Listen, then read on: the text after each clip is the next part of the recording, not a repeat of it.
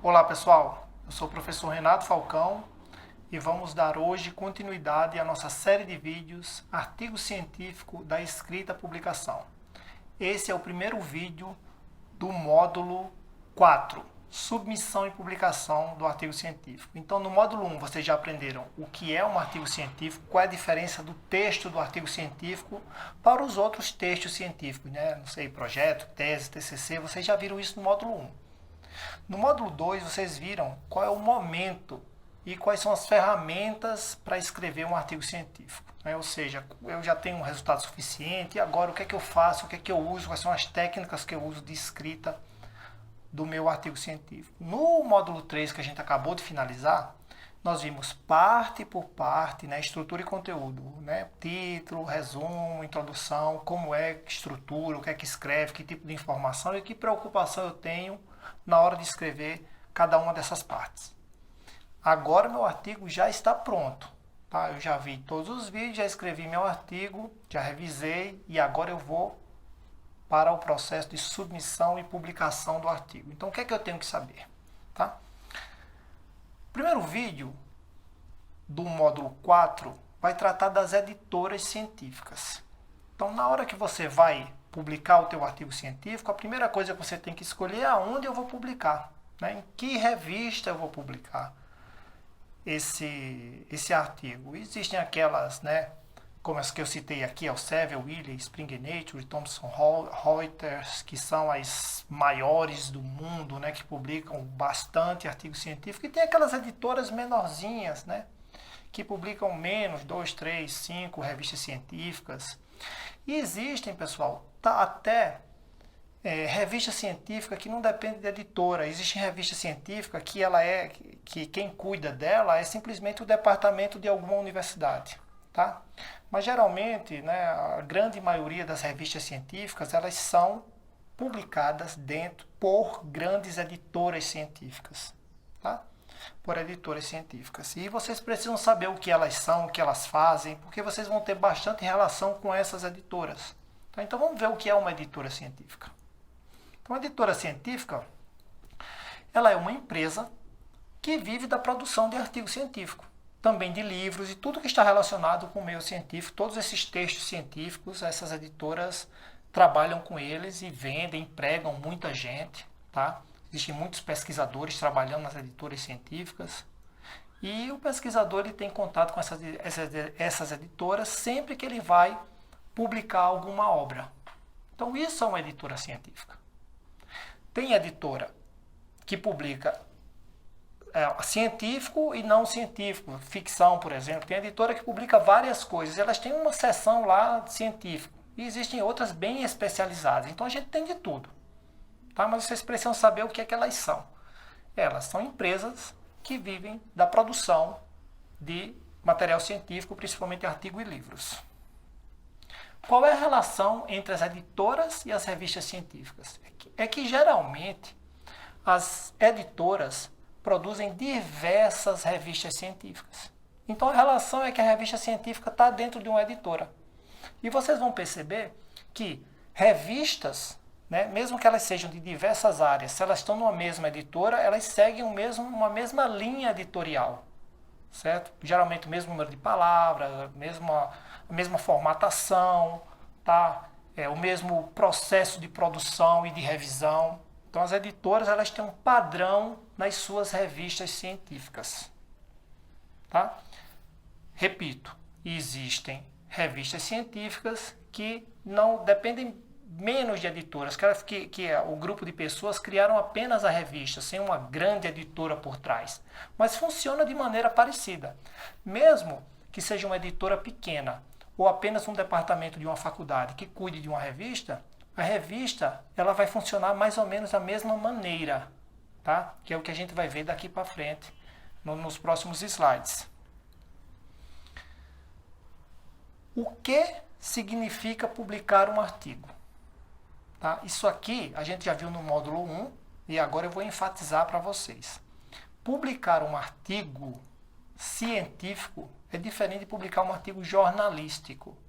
Não estou falando aqui que no artigo jornalístico não tenha uma verificação da informação se é verdade ou se é mentira. mas que o processo é diferente. Geralmente os artigos jornalísticos são opiniões, né, de pessoas ou grupo de pessoas. Um artigo científico, ele passa pelo crivo do método científico, pela verificação do método científico. E quem é que faz isso? O corpo editorial da revista científica. Então, quando você publica um artigo científico, não significa que você só escreveu um texto e disponibilizou na revista. Não significa isso. Mas significa que você escreveu um texto. O teu texto passou por várias verificações, tá? E aquilo que está sendo publicado, né, foi uma coisa publicada com rigor científico. Então, publicar um artigo científico significa muito mais do que apenas disponibilizar o texto. E aí, o que é que acontece? Se você não for criterioso na hora de preparar o teu artigo, a revista não vai publicar. Porque vai ter problema na verificação dos teus dados, na importância, novidade, tá? Tratamento estatístico, e seja o que for. E quem faz toda essa verificação é a revista / editora. Tá? Porque as revistas estão trabalhando ali sobre o leque da grande editora, no caso de serem revistas que pertençam a grandes editoras. Mas sempre vai ter um corpo editorial, seja ele da revista, da editora, que vai cuidar de toda essa verificação, que vai permitir você de publicar teu artigo ou não. Né? Ou dizer que não interessa esse artigo aqui nessa revista. E quem é esse corpo editorial? Os membros desse corpo editorial são os editores, tá? Geralmente pesquisadores bem importantes e experientes na área são quem você vai tratar. Então, geralmente, vocês vão perceber, quando vocês começarem a enviar artigo para publicação, que é que vocês vão tratar com próprios pesquisadores que vocês já conhecem de outras universidades, centros de pesquisa, até pesquisadores de empresas. Então, são eles que trabalham para essas revistas, são eles que trabalham para essas editoras. Porque, obviamente, se a editora ela faz toda aquela verificação dentro do método científico, ela tem que contar com pesquisadores. Desejável que sejam pesquisadores de renome bem experientes. Então, você tem o editor-chefe de uma revista, você tem os diretores, os editores associados, que são aqueles que dividem aqui, o editor-chefe divide o trabalho para eles, para fazer revisão, dependendo da área, né? Dentro da revista científica. Então, cada um fica com uma área para ser responsável pela publicação dos artigos. Se tiver alguma edição especial de alguma revista, geralmente o editor-chefe pode convidar alguém para ser momentaneamente o editor daquela edição especial. Então, o editor é o pesquisador responsável pela produção da revista científica, daquela edição, ou de todas as edições que saem no ano. É o editor, é ele que controla todo esse processo. Ele participa do processo de revisão? Participa, mas geralmente ele chama revisores para fazer essa revisão que a gente vai ver aqui nos próximos vídeos. Tá? Então, o corpo editorial são esses editores, né? Tem muitas revistas que têm um conselho editorial enorme para tirar dúvidas, para revisar artigo, para definir quais são as áreas interessantes para aquela revista, quais são as novas áreas que a revista tem que investir em publicação. Então, o editor é uma figura que os pesquisadores, quem publica artigo científico, vai lidar para o resto da vida. Tá? E aí, essas editoras, ou que produzem essas revistas científicas, ou as próprias revistas que não têm grandes editoras por trás, elas podem ser nacionais e internacionais. Tá? E aí eu vou publicar aonde? Aonde é que eu vou publicar o meu artigo científico? Vou explicar para vocês. A diferença de revistas nacionais e internacionais é a abrangência, óbvio, né?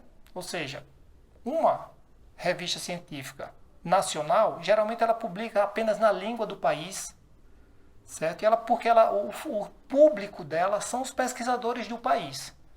A revista internacional geralmente publica em inglês e o público é o mundo inteiro. Pensando dessa forma, é fácil vocês perceberem que uma publicação em revista internacional vai dar uma maior visibilidade ao teu trabalho, óbvio, né? E a revista nacional vai dar uma menor visibilidade ao teu trabalho. E aí como é que eu decido? Depende do tipo de pesquisa que você faz.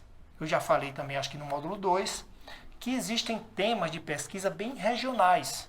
Existem temas bem regionais. Se eu não me engano, dei até um exemplo, né?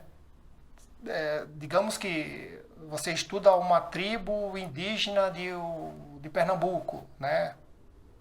Digamos que você estude um tipo de empresa que só existe no Mato Grosso, né? Um tipo de indústria que só existe ali. Então, às vezes, vale a pena você focar no teu público, né? São os antropólogos daqui brasileiros que estudam a tribo, são os economistas que estudam aquela economia bem típica do Mato Grosso. Então, às vezes, vale a pena você focar em revistas nacionais. Se você quer tratar de um tema de desenvolvimento nacional, que foca bastante o Brasil, você publica numa revista nacional, porque o teu público vai estar mais interessado. Aquilo ali interessa menos ao público internacional. Agora, se você faz, por exemplo, uma pesquisa em medicina para uma determinada doença de caráter global, então te interessa mais a publicar em revistas internacionais. Tá? Não confundam ser nacional e internacional com ser uma revista brasileira editada no Brasil. Uma revista brasileira, ela pode ser nacional ou internacional. Certo? Existem revistas que começaram aqui, são revistas brasileiras e são revistas internacionais. Elas publicam em inglês, elas têm uma abrangência mundial. Certo? Então, revista internacional não é só aquela que quem a produz, a sua editora, está fora do país. Não é isso. É aquela cujo público é internacional. Tá bom? Dica. Publica, se você trabalha numa área e a tua área te permite, publica nacional, publica internacional, tá? Depende do tema. Então, o teu tema é que vai te definir. O que você não pode ter? Preconceito. Quer dizer, eu não vou publicar em revista nacional, só vou publicar internacional. Ou dizer, não, eu só publico nacional, não publico internacional.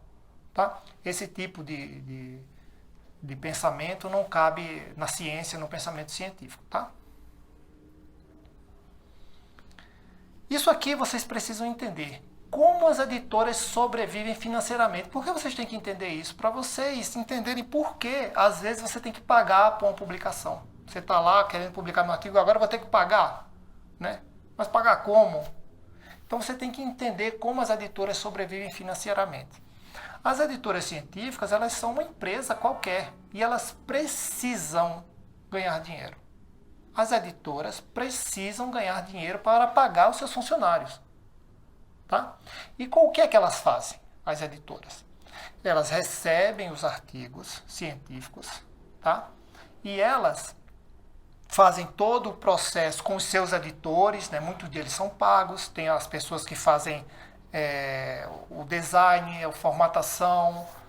Então eles têm pessoal lá dentro e eles precisam ganhar dinheiro. Então eles recebem esses artigos. O que é que eles fazem com artigos? Fazem todo aquele processo de verificação com os revisores, né? E aí quando o teu artigo está pronto, o que é que ela faz? O que é que a editora faz para sobreviver financeiramente? Ela precisa ganhar dinheiro com aquela publicação. Então ela faz duas coisas. Primeiro, ou ela te pergunta, você quer que seu artigo seja livre, todo mundo possa ler teu artigo? Então você me paga uma taxa de publicação. E aí você paga uma taxa de publicação, geralmente é bem caro, pessoal, principalmente nas grandes editoras. Você paga uma taxa de publicação, às vezes mais de $3.000, imagina. E aí você paga essa taxa de publicação para cobrir os custos de editora e o teu artigo fica livre. Qualquer pessoa, de qualquer lugar, pode ler teu artigo. Aí dá uma visibilidade tremenda ao teu artigo. Ou você pode dizer, não, eu não quero pagar para publicar.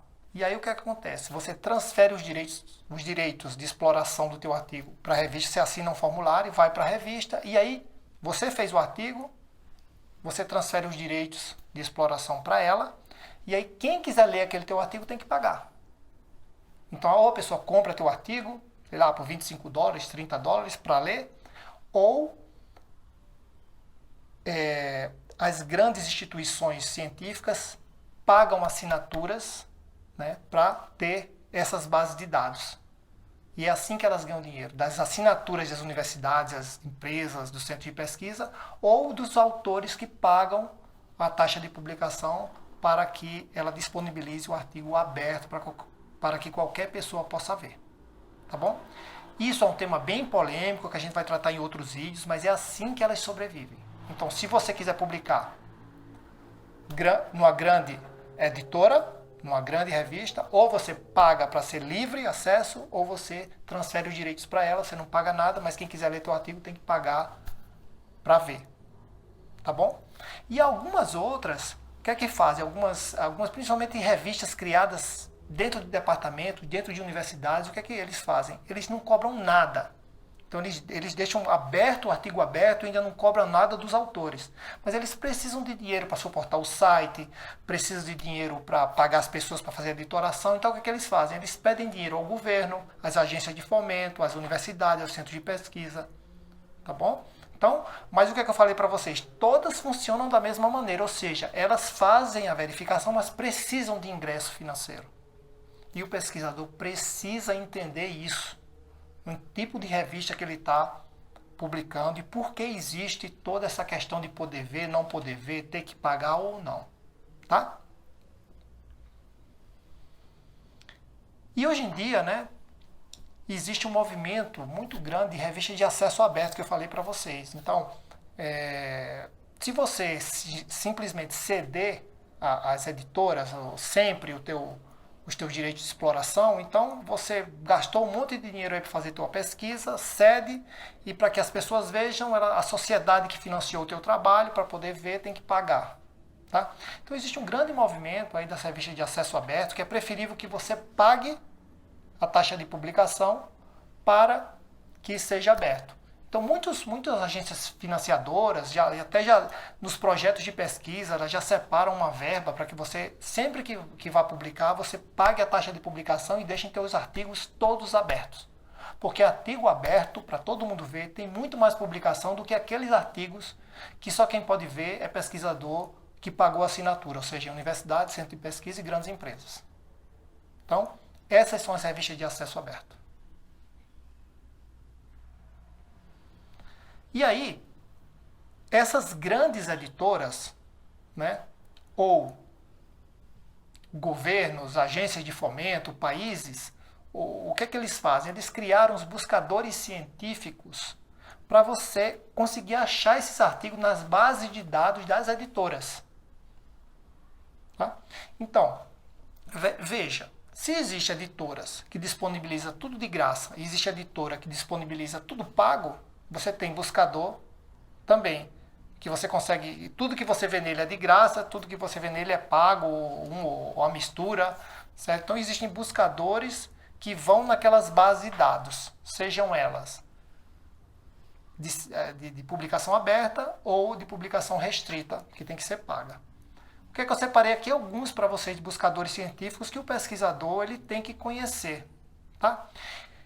Existem áreas que têm buscadores científicos específicos, né? Áreas médicas, tem alguns buscadores que vão lá nas bibliotecas médicas, né? Então, existem áreas de pesquisa que têm buscadores específicos. Os mais conhecidos, aqui na América Latina, Cielo, tá? Todas as revistas que estão ali são de publicação aberta, todo mundo pode ler, é a principal que nós temos que valorizar bastante aqui na América do Sul, Cielo. Tá? Procura aí que vocês vão achar. Tem o Google Acadêmico, tá? Que vai pegar várias bases que ele encontra, certo? Também é uma boa lá para vocês procurarem. Tem aqui no Brasil, na CAPES, os periódicos da CAPES, que também vão em várias bases de dados. Vocês precisam aí acessar e conhecer. Aí tem aqueles que já têm maior conexão com essas grandes editoras. Tem o Scopus, o Web of Science. O que é que você tem que conhecer? Você tem que conhecer primeiro vários buscadores e depois como mais ou menos eles funcionam, em que base de dados eles pegam. Porque se você restringir toda a tua atualização no Cielo, ou toda a atualização no Scopus, ou todos no Google, você vai ficar limitado. E aí cai naquela limitação de conhecimento que a gente viu no módulo 2. Tá bom? Você fica ali, ó, eu só estou estudando isso aqui. Não, você tem que pegar em vários buscadores. Quanto mais amplo, melhor, para você conhecer o que é que realmente está acontecendo no teu tema. Tá? Então conhece os buscadores, sabe de onde ele está pegando o artigo, não usa só um, tá? E assim você vai conseguir estar bem atualizado e aí a tua relação com as editoras começa a funcionar muito bem, tá?